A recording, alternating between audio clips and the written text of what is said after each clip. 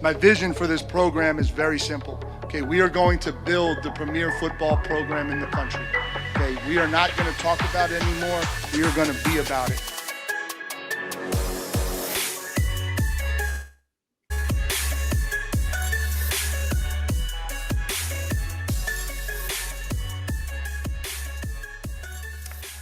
Howdy, and welcome back to the Ineligibles podcast.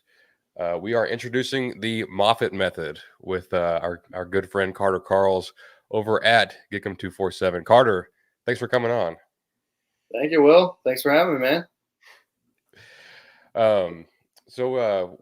We talked a little bit before, like obviously, you just had the piece on Coach Moffitt and the hashtag Moffitt Method, which we're all a pretty big fan of. But I guess to kick things off, we actually have some camp started yesterday. We've had a couple practices, but I guess just kind of off the top, like what has stood out so far, from like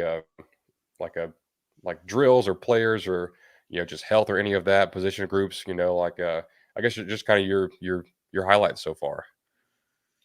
Yeah, health. You mentioned it's a really healthy team right now, which I think is like probably the biggest thing you look for on day one. Like how healthy is the team? How injured's the team? That there really weren't a lot of guys.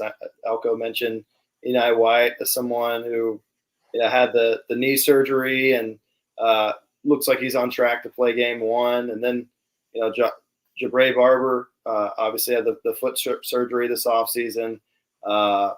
Said he's going to be back sooner than expected, initially expected. So some good news there. And so, you go to that first practice and it's like, okay, like you compare it to last offseason and even in the spring, there was a lot of guys out from Jamar Turner and Gabriel Brownell Dindy. You had Connor Wigman going through injuries, Des Ricks. I mean, you could kind of go down the list. There was a lot of guys, but they were all back in time for the start of preseason camp, which was great. And then the second thing, the Moffitt Method, you mentioned it at the top. You saw a lot of weight gains. You saw a lot of guys that looked a lot toned or skinnier, like Moose Muhammad, lost 10 pounds and certainly looked a little bit more slim. Ryan Kennedy was a guy where, I saw him and it was almost unrecognizable from what we saw when he arrived last year.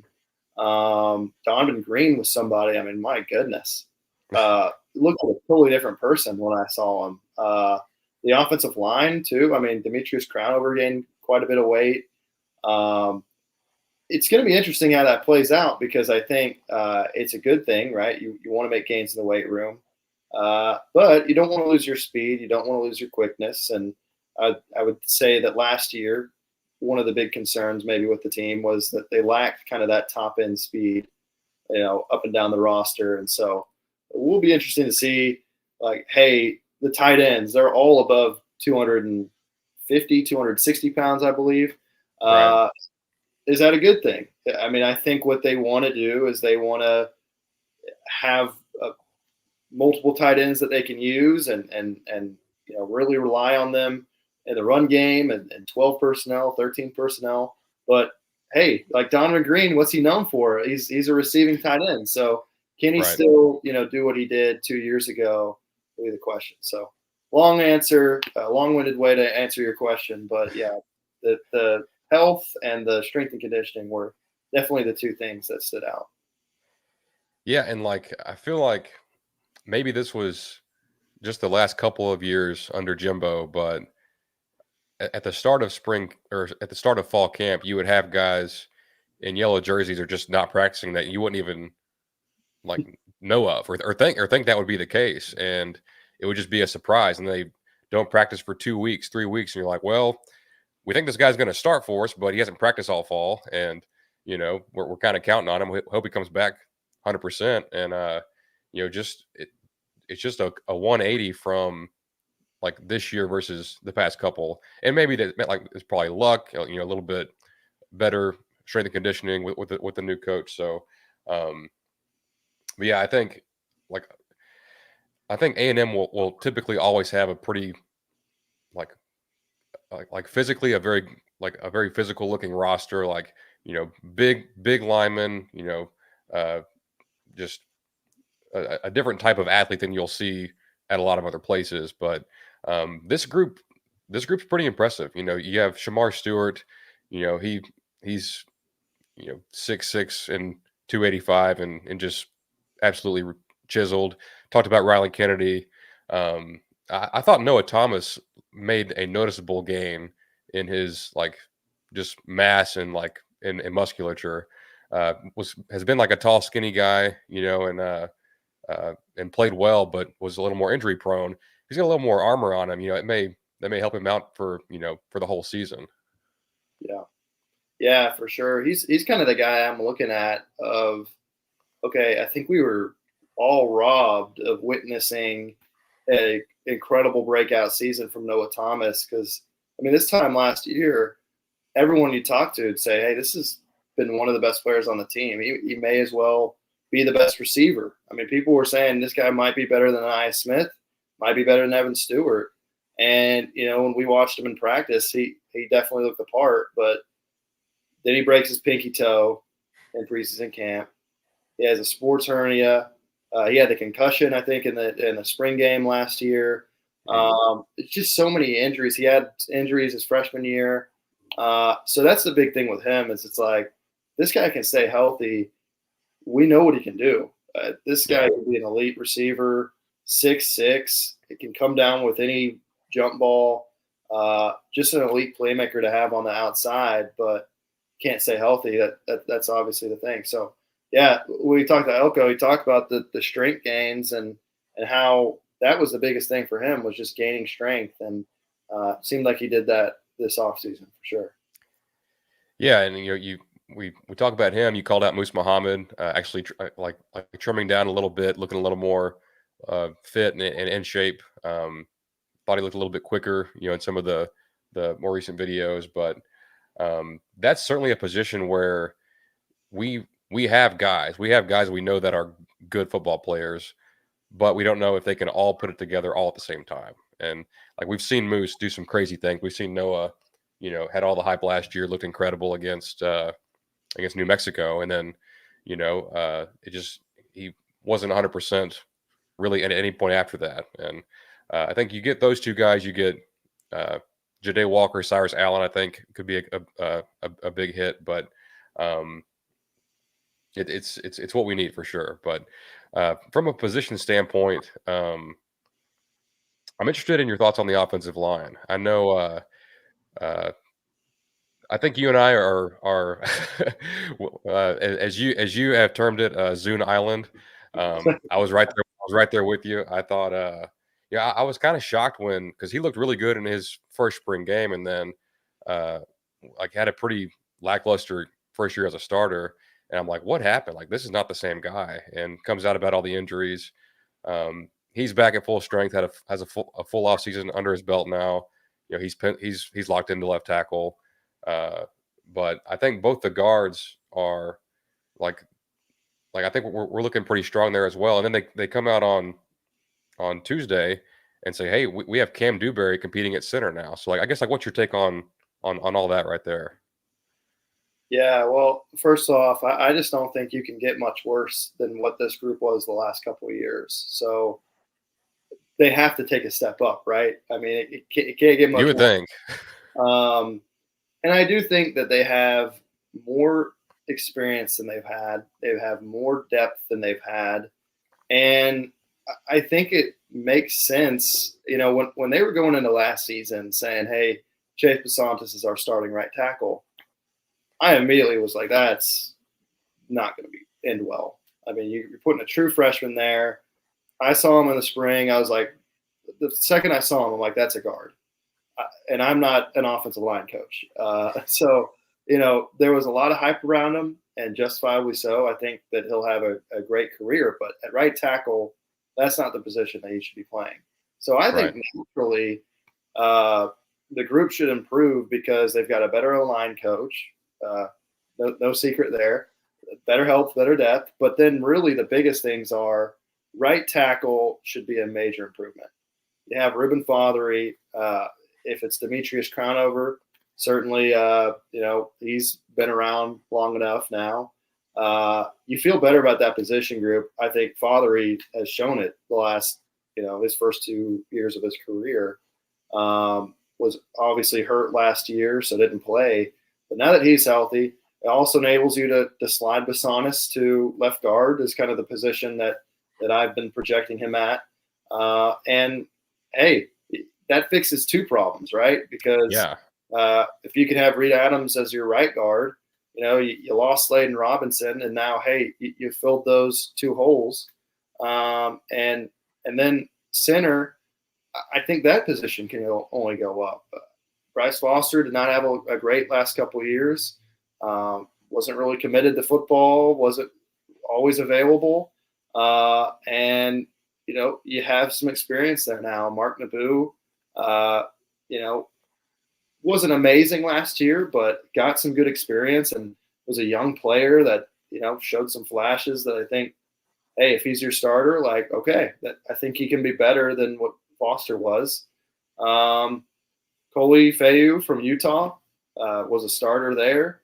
And then you mentioned Cam Dewberry, who, I'm really interested to see how that goes because if you want to label like a Trey Zune of 2024, Cam Dewberry played with a torn labrum pretty much all last season and, didn't play well, wasn't a full-time starter. But there's a reason because he was very limited. Well, we saw him in 2022 and he wasn't hurt. He showed a lot of promise. So I'm curious to see. It's going to be hard to get him on the field. I think Basanis and Reed Adams probably your starting guards. And so I think the move to center is a move where maybe they don't feel 100% confident in who their starter is there. And maybe they want to see if Cam can beat Naboo and Feu out. But, he also wasn't fully available in the spring coming off the injury. But, will be interesting because when we have seen him healthy, I think he's been a pretty effective player. Yeah, so I think you kind of touched on my question about that a little bit, but when I heard, so first of all, when I heard Elko say we have a 3-man battle at center, I thought he meant Naboo, Coley, and TJ Shanahan, who played some center in the spring. And then he comes out and he's like, no, actually it's Cam Dewberry. I'm like, oh, like that's new. I'm a little bit gun shy when people start moving around at the start of camp, and like that's just me trying to. It just makes me a little bit nervous. But do you think it's more a factor of, hey, we like our 2 guards that we got, we're trying to get Cam on the field because we think he's a good player, or do you think it's more of like a desperation? Hey, we need someone to step up at center. Let's just throw the kitchen sink at it. A combination. I think he did get some work there in the spring, Okay. From what I recall. But I think it's a combination of, hey, this guy, it's hard to find a spot for him. He wants to play. He's a player that could start for a lot of other programs. So if there's a way to get your best 5 on the field, let's take a long look at that. And, I don't know if there is one overwhelming, wow, this guy's a future All-American at that position. So, kind of throw the kitchen sink. Cam also can play a lot of positions on the O-line. I mean, he could even play right tackle if he needed to. But you're going to see him as, working at guard as well. It's not like he's only at center. And so, I think they feel like, if he doesn't win the center job, he could still be a guard. Like if someone gets hurt or whatever, like he'll still be available to play that position. So it's an interesting move. I wouldn't say like, oh, he's 100% going to win the job. But I do think it's a move you make when you're not like 100% certain about the position. Right. And I think Elko mentioned that in this press conference about being a little more flexible and versatile on the offensive line, because you look at the depth chart and you think, hey, we only really have 3 tackles that have really even played that we feel good about that aren't either super young or inexperienced or just flat out true freshmen. But you probably have a guy, if it were to get dire, you could, kick out Armaj Reed Adams to guard and put in to tackle and put Dewberry at guard, or like there's just different pieces they can kind of move around. I bet they got like 7 or 8 guys that they really trust, or maybe 9. But if it got down to it, you have guys that can play like multiple spots on the offensive line. Right, 100%. And yeah, I'm curious to see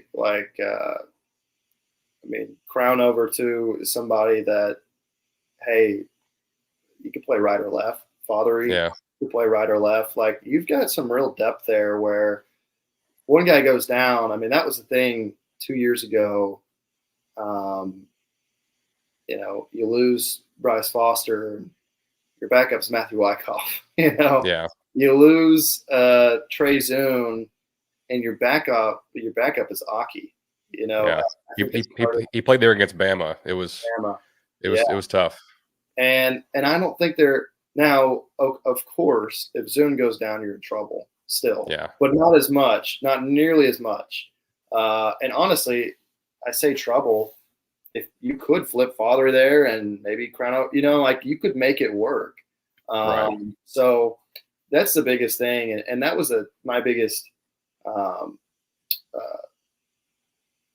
critique of the offensive line the last couple of years was, I know it's impossible to get an offensive tackle in the transfer portal. Yeah. You got to at least attempt to do it and get some guys there, because when you are so short on numbers there, you're asking yourself to be in a situation where you have to put Basanis at right tackle, and you have to, have this merry-go-round of okay, do we start this guy or that guy, and it was not a situation that was very stable. And I think I counted the last 25 games over the last 2 years, 10 different starting lineup combinations for the offensive line. And that's not what you want. 6 and 22, 4 and 23. And no, you don't want that at all. I mean, biggest thing about O-line play is having continuity and gelling and working together as a unit. And 2020, we saw that. Like, that was a group that had been there for a long, long time. And, it wasn't like Dan Moore was this elite player, but after, early on in his career, but after being there for a while and being with those guys for a while, they really came to their own and were unbelievable that year. And that's what you have to have, is that gelling. And this year they're going to have on the offensive line 111 combined career starts. 8 of the guys have at least 8 career starts. And so you got a lot of experience there, but you do got to find your group. I heard Elko say, I might play 7 or 8 guys, might rotate. I'm just a firm believer. You got to stick to your 5 and roll with them. I don't think there's a situation that really warrants this merry-go-round business. So we'll see if he holds true to that, and if they rotate a little bit. Maybe in the NIL era, it's something you have to do. Right. Keep guys happy.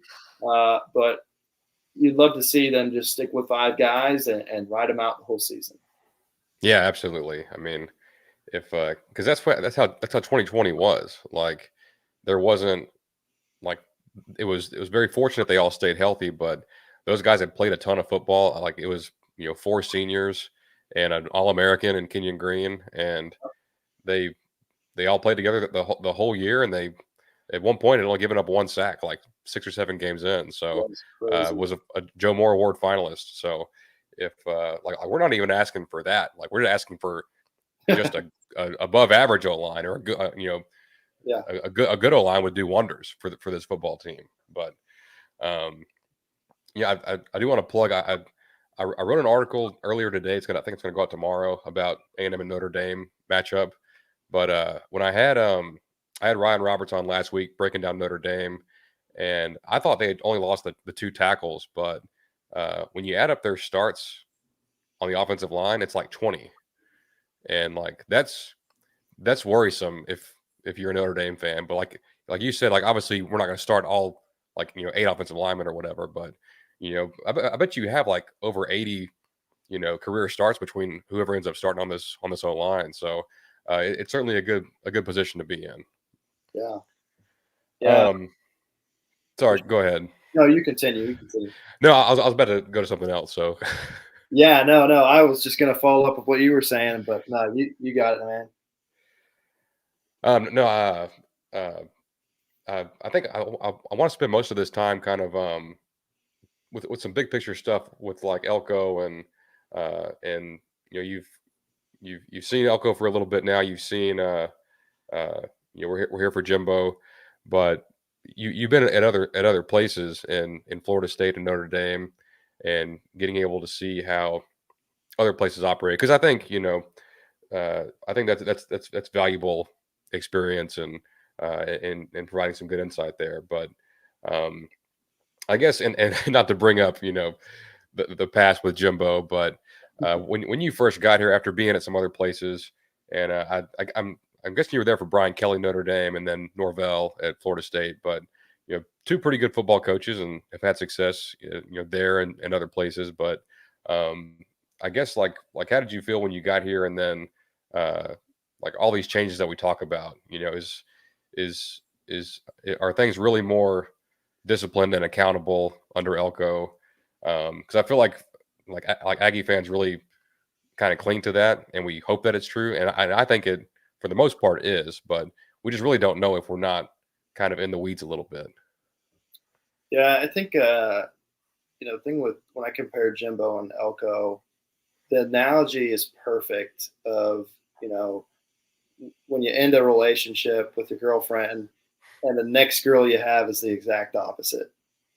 There really are opposites in a lot of ways, and in the biggest way, it's just sort of the noise that they attract. With Jimbo, there was a lot of unnecessary noise and a lot of chatter and a lot of drama. When you talk about the Nick Saban deal with NIL, and you could defend him. You could say, "Hey, man, that was great. He was defending his players and all that," but it was still noise, right? And it's a difference you see between him and Elko, where Elko at SEC Media Days is talking about how, hey, I love how quiet the offseason's been. Like, we're not out there trying to say we're the greatest team ever. We're not out there, being all flashy and whatnot and getting into trouble. There was just a lot of unnecessary drama under Jimbo at the end. And hasn't been a lot of off the field stuff. Hasn't been a lot of over the top hype with this team. And I think that's exactly the way they want it. Elko in his opening press conference was talking about how he wants to roll up his sleeve, roll up his sleeves and get to work. And I think you see that in kind of the way they move in silence. Now, again, sometimes when you have these transitions, coaches do that purposely, right? They hear the noise about why the X was so bad. And, it's probably not a coincidence that he's shouting out the High School Coaches Association in his opening press conference. It's not a coincidence that he says certain things that he does. And, he's a smart guy, obviously Ivy League product who, he knows the drill. So I think it's been just what this program needed. I think they needed that kind of reset where, you look at this culture over the last couple of years, there were a lot of bad apples. There was a lot of rotten eggs and guys who just either weren't committed to football, had too many off the field issues, were cancers in the locker room, didn't show up to workouts on time. I think a lot of that has been weeded out. And a lot of the guys who may have been totaling that, on that line of, not being on the best behavior, they're now in having great behavior. It's been a team that really hasn't gotten any trouble this offseason. As Elko mentioned Tuesday, no one missed a workout over the summer. And that's crazy to me. Yeah, it's exactly what the program needed, though, I think. Yeah, for sure. Yeah, I think, and I don't want to disparage because we've had some good coaches come through here and hardworking, but it just seems like since the move to the SEC, the expectation level has gone up, and the resources and the commitment has all increased to what should be championship levels. We just needed the right guy to get in here and allocate those resources appropriately. And it seems like Elko's he's a sharp dude, and I've been nothing but impressed since he's gotten here. But I've got to talk about Tommy Moffitt. I mean, I brought this up on the show a couple times here lately, but it's it's kind of like an old cliche in college football. Oh, we got a new strength and conditioning coach. He's going to get these guys. He's going to get them right, get these guys in shape. That old guy, he knew what he was talking about. That last guy we had. So I think this is different than that. I think this is I think this is for real. But especially when you compare it to what we've have had, since Jerry Schmidt left 2 years ago, and then bringing in who's the guy that's basically the godfather of collegiate strength and conditioning. So basically, is the hype around the Moffitt method, is that real? Is that something that we should be excited about? Absolutely. I wrote a big feature about just Tommy Moffitt and his whole deal. And when you ask people about him, the number one thing they say is just that, hey, yes, he's been in the industry for 30 years and has had the success he's had, but he's not John Chavis, right? Like LSU defensive coordinator that A&M hired 8 years ago, where there's all this hype and look at all the success he's had, but the guy was kind of washed. The game had kind of passed him by.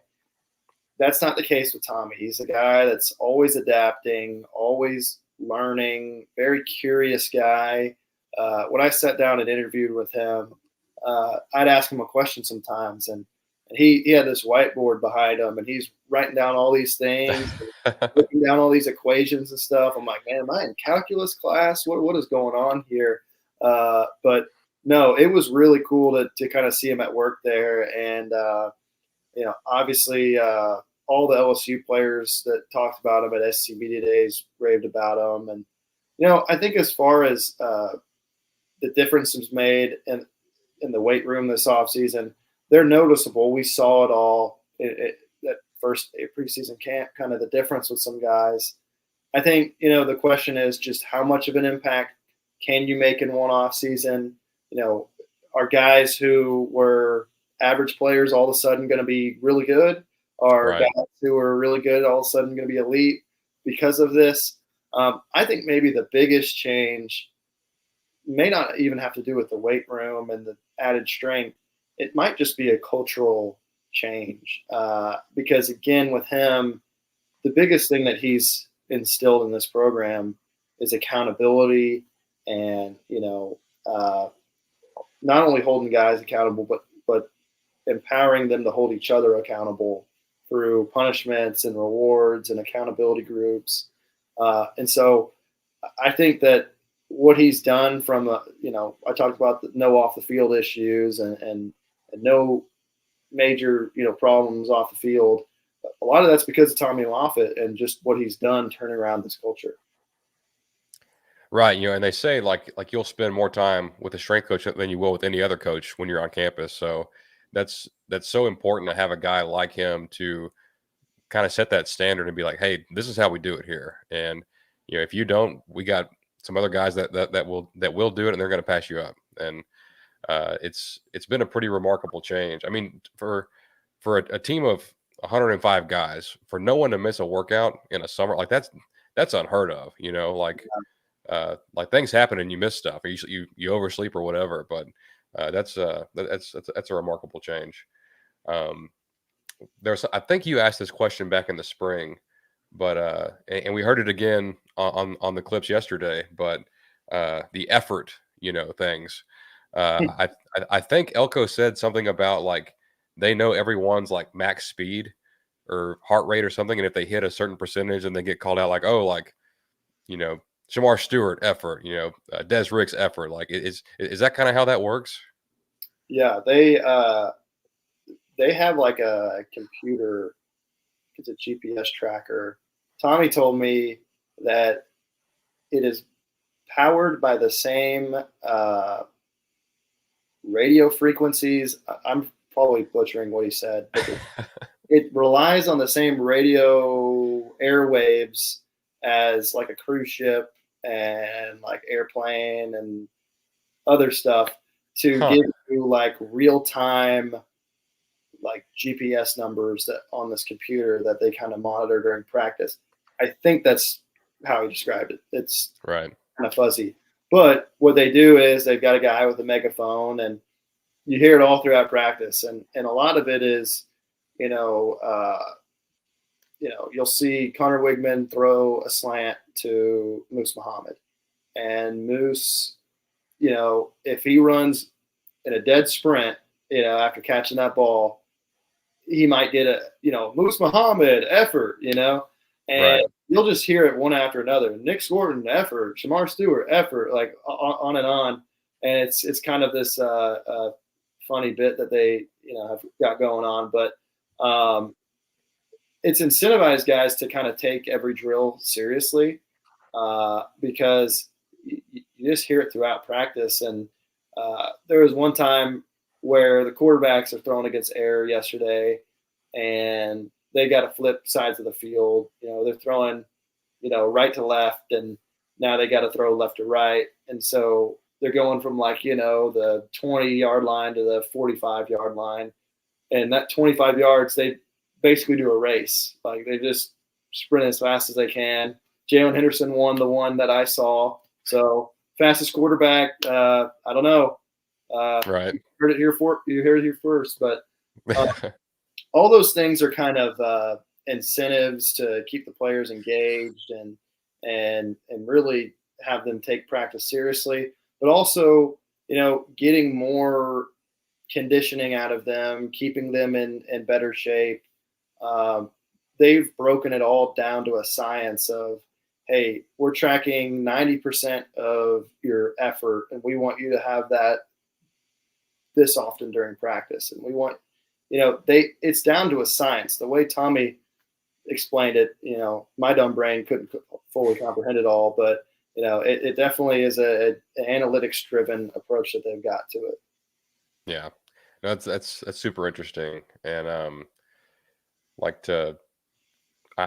bet that does play a factor. Like if you're out there lollygagging and you're like, maybe your first string, second string guy, he gets called out for effort every single day, you're going to start thinking, hey, like maybe I need to pick it up a little bit. They might bump me down and put this other guy up here, so that's and it's funny because you see it on every video. It's like it's just constantly in the background. They're just calling out, players. But yeah, I feel like I watched, the practice stuff from the spring, but it felt like yesterday that things just, and maybe it's just because it's fall, but things just felt a little bit different. And I thought specifically the receivers, like some of their drills was just with a little more urgency. Like I'm not sure if I'm buying too much or reading too much into that, but it just felt like, kind of under Jimbo, and they're against air, but they're just kind of running, just jogging down, catching a pass over the thing. Like this wasn't like that at all. It's like, hey, like you're in and out of your routes. Like you got to catch this ball and turn upfield. Oh, 100%. Tommy Moffitt wouldn't let anybody lollygag. He was standing right on the sideline.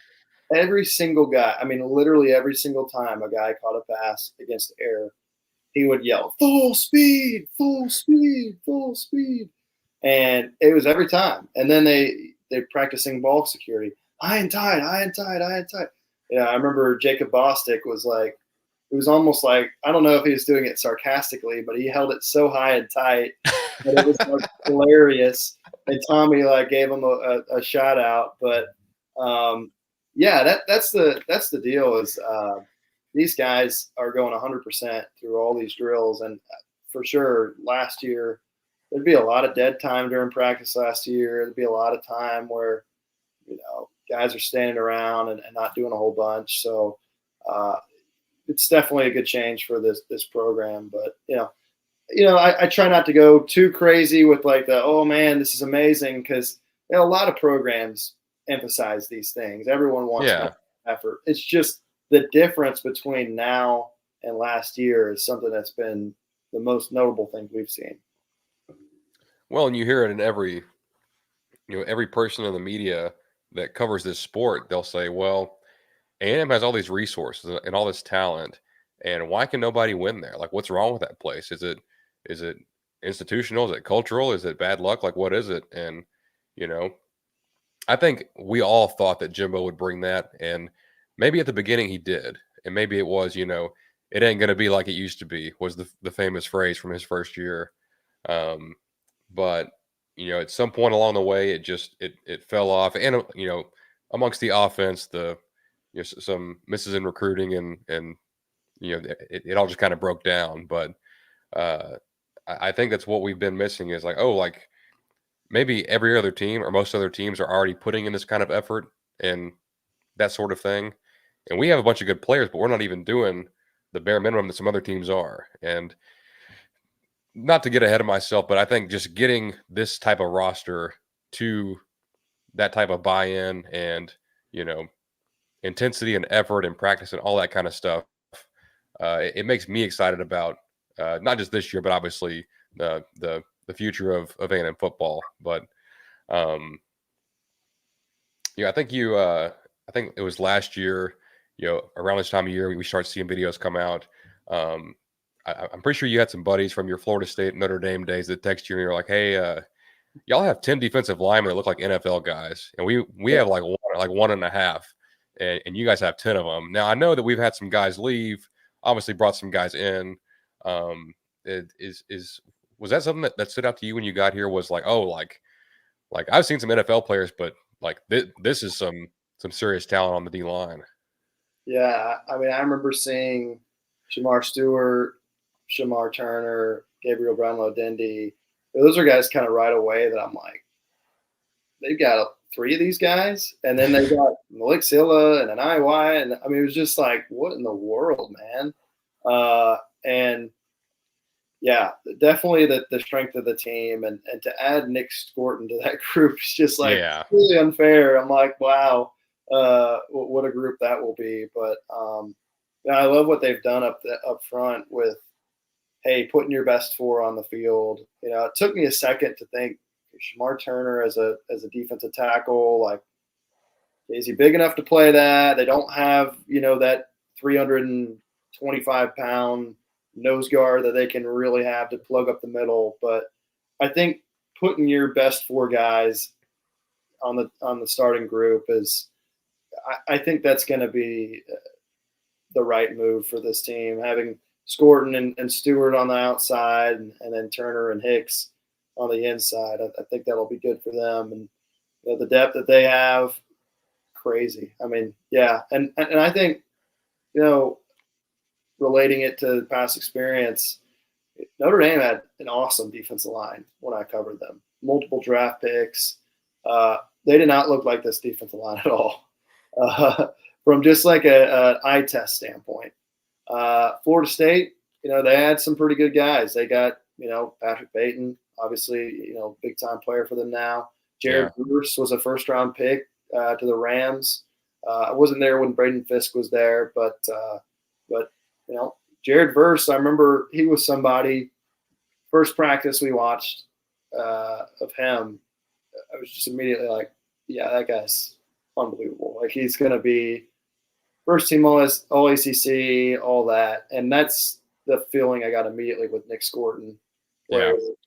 I mean, I really, like, it might be a bold thing to say, but I'm like, if he's not a top 10 pick next year, like, I'd be kind of shocked just based off what I've seen, what I've heard, what he's added to his game. He might be 280, 290, but he's added a lot to his game from a pass rush standpoint. You saw the crazy spin moves in the spring game. Yeah. I think also the fact that, like, he led the Big Ten in sacks despite being the only, focus on the D-line for Purdue. You go to A&M where you got all this talent, people can't fully focus on him. I mean, this guy could have like 14 sacks this year. Like, he could literally have like a game-changing season where he completely is the difference in 2 games, 3 games. He really is that kind of guy, and I can't hype the guy enough. But you add him to this group, and my goodness, yeah, it's going to be special. Well, I think people outside of A&M, I think they've heard about Scorton. Obviously, they've heard about Shamar Turner, but I feel like a guy that doesn't get the national recognition. I think he will here in very short order, but is Shamar Stewart. Um, had a hot end of the year last year. Like he just didn't play a ton. Like he was kind of a rotational guy.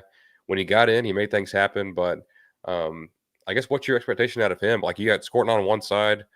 Obviously Turner, Regis, Hicks, in the middle. I'm fingers crossed on Brownlow Dindy. That's my guy. I just need him to be healthy and get on the field. But it feels like the D line could be better than last season just due to having a better pure pass rush. Yeah, Stewart in particular is somebody where when you watched him last year, I think he ended with 4 sacks.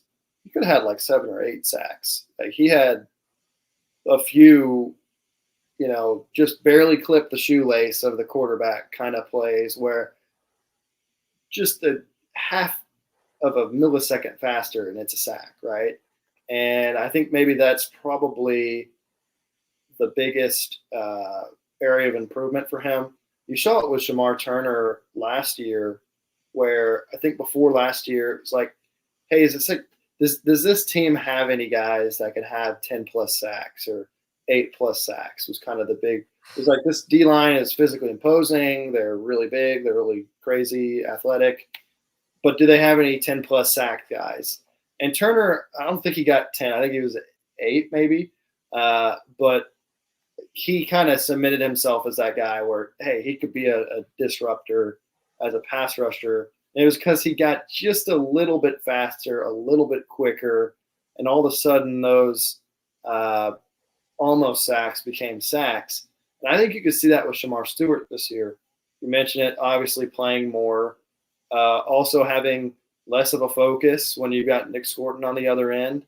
But I think, just the work he's done in the weight room this offseason, he's another guy that you look at, you say, my goodness, I didn't think you could look, more impressive athletically. Here you go. And so, yeah, I see him as a guy that makes a major impact for this team. If some people are already like calling him a first-round pick, I'm kind of wanting to see it all play out. Sure. But if it happens, it's not a surprise because this is somebody, 5-star recruit, has looked the part ever since. He's just got to put it all together this year. Yeah, I think that's spot on, and I think people outside of here kind of think like, oh, they lost Walter Nolan, they lost Evan Stewart, they lost McKinley Jackson and Adrian Cooper, and yes, like those are terrific players. You would love to have all of them here under the right circumstances, I guess is how I should say that.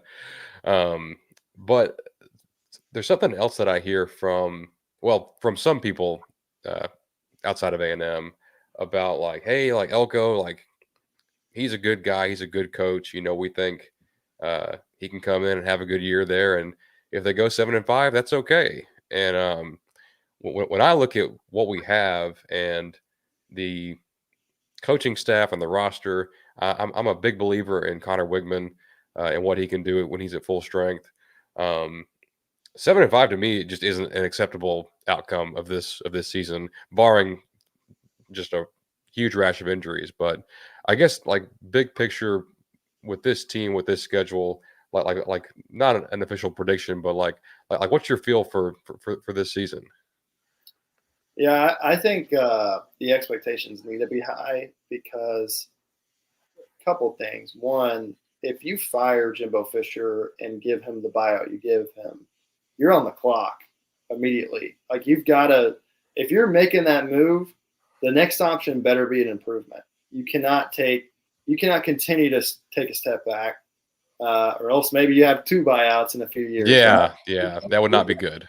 Yeah, and you gotta, if you're gonna make a move like that, it has to be the better move that you're making. And so far, it seems like that's the case. But that's why you have more pressure going into year one. Also, you retained a lot of the top talent from last year.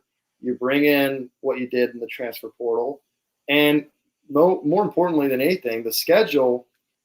Honestly, this might be the best schedule A&M ever has in the SEC for the rest of eternity. I mean, like, that might be an overstatement, but all of your big games. It may not be either. It may be extremely accurate. I mean, when you're considering the fact that they don't play Ole Miss, Georgia, or Bama, three of the best four teams probably in the SEC this year, and then all your big games are at home. I mean, and you got a 12-team playoff. You go 10-2, you're in. There is more pressure because of that, and 12-team playoff as well. There's more pressure because of that.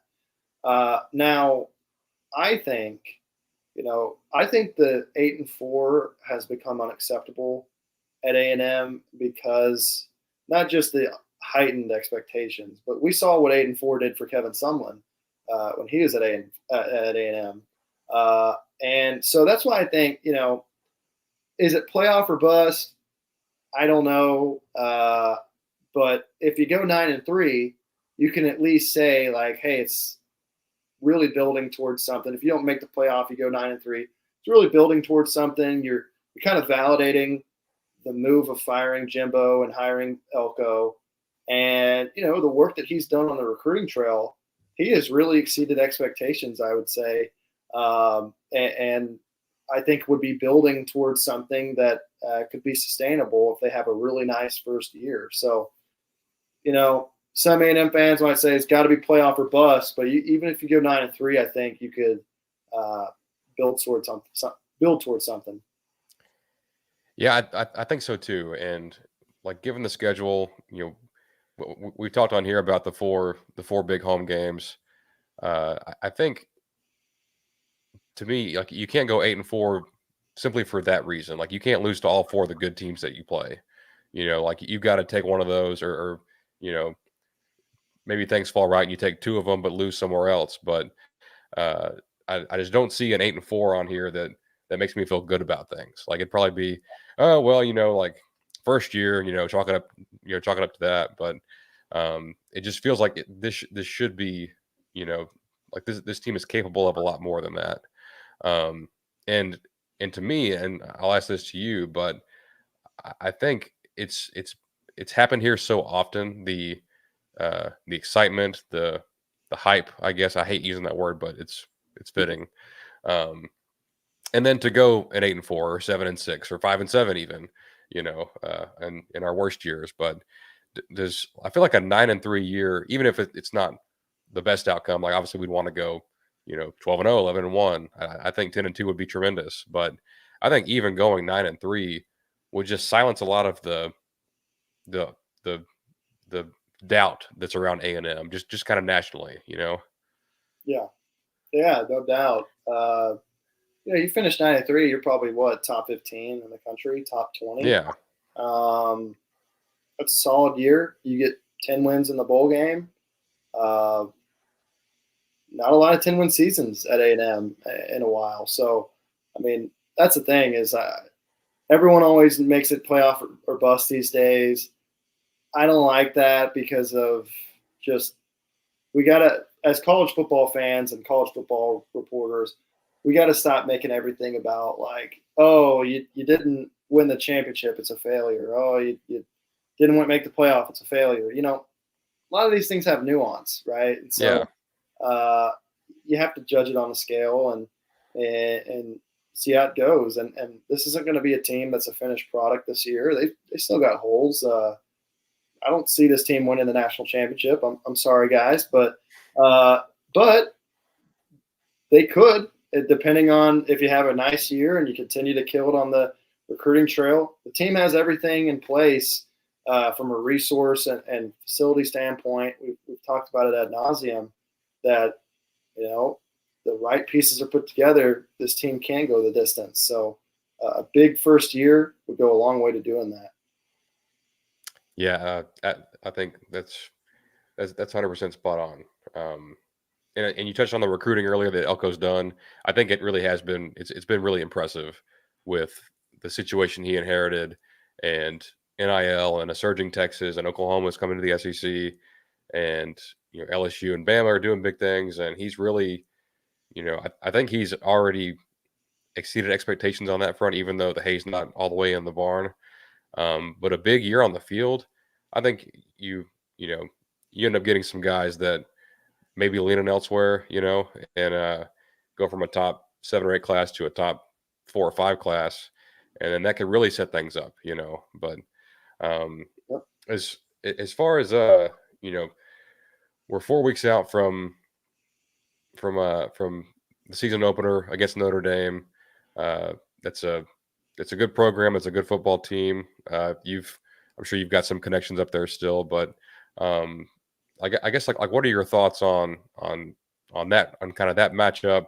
I think I checked the line earlier. I think A&M, it's either a pick 'em or you see like A&M -1 in a couple places, but that should be a very a highly competitive game and a tough game for A&M.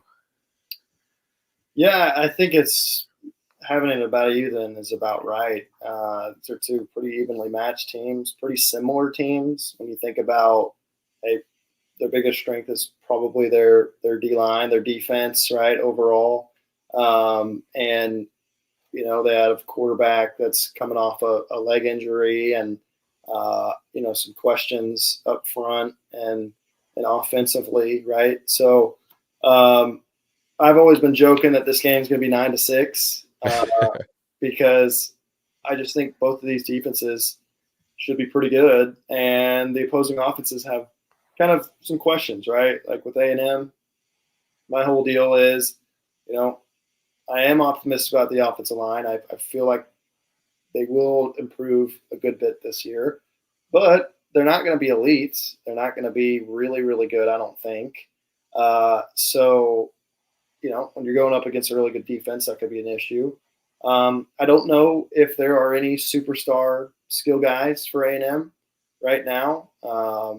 We've seen the flashes out of all the 3 top receivers, Noah Thomas, Jade Walker, and Moose Muhammad, but they never all put it together all at once. None of them have had more than 700 yards in the season.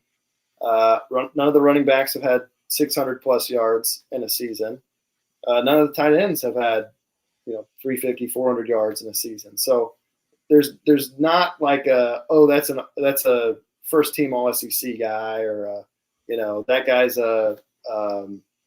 this first round pick for this offense. So there's questions there. Notre Dame, it's similar, right? They got the problems on the O-line. You talk to people up there, and they rave about the difference they've seen out of the receiver group. Their receiver group last year was terrible, and now they've made strides there. But how much, right? It's kind of like the line for A&M. Okay, they've made strides, but are they good, or are they above average, or what are they? Having Mitchell Evans back at tight end is going to be huge for them. That's a big time player. Tore his ACL last October, so honestly, kind of shocked that he's already like 100%. It appears, but yeah, I see them as similar teams just because I think the offenses have questions and the defenses should be pretty strong for both teams. Yeah, I think that's fair. No, I'm with you on on the 9-6. I think that the total for that game over under is like 48.5. So I if I were a betting man, I would hammer the under on that, because I think it's just going to be a total rock fight. And I mean, like one team is going to have to make a big play, like a big defensive turnover or scoop and score, or just hit a big offensive play. But it's not going to be an easy game. It's going to be a pretty physical and tough game for both teams. But I can't wait. I'm looking forward to it. This from where we were the night that we hired Mark Stoops to now, it's just been a total 180 in mood. I think the vibes are definitely in a pretty good place, and I think the team is as well. But can't thank you enough for coming on. I know this is a crazy busy time for you guys right now, with camp underway, and all kinds of stuff you guys got to work on. But Before we get out of here, go ahead and tell the fine folks at home, like, where they can find your work and some things that you're working on. Yeah, GigEm247.com is where you can find me. At Carter Karels on Twitter, first name, last name is where you can find me there. Got a lot of preseason camp coverage coming and some features I'm working on. So stay tuned. Next few weeks, hopefully going to have a one-on-one interview with Elko at some point. We're planning that right now. So looking forward to that. And yeah, excited. 4 weeks away. I think, right? Four weeks away. So yeah, 4 from this Saturday. So yeah. Well, thanks again. I certainly appreciate it. We'll have to get you back on, hopefully a couple times during the season. But good luck, and I hope we can go out there and beat the hell out of Notre Dame. But I appreciate you again. Yes, sir. Thanks for having me, man. All right, man. Take it easy.